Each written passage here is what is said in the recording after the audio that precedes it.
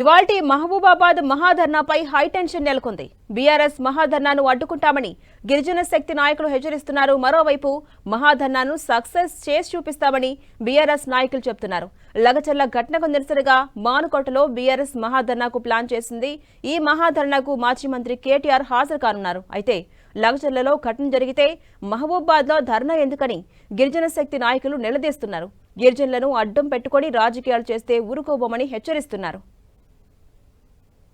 BRS party KTR మాత్రం ఈరోజు లంబాడి బిడ్డల్ని ముందు పెట్టి చేస్తున్నటువంటి రాజకీయాన్ని తీవ్రంగా వ్యతిరేకిస్తూ అక్కడెక్కడో సంఘటన జరిగితే కావాలని లంబాడీలో గిరిజన బిడ్డలు ఎక్కువ ఉన్నటువంటి మానుకోట కేంద్రంలో ఇక్కడ ఉన్నటువంటి అమాయక గిరిజన లంబాడి బిడ్డల్ని రెచ్చగొట్టడానికి రాజకీయంగా లబ్ధి చేకూర్చడం కోసమే ఈరోజు బీఆర్ఎస్ పార్టీ ఇక్కడ జరగబోయేటువంటి ధర్నాను కూడా నిర్వహిస్తూ ఉన్నది.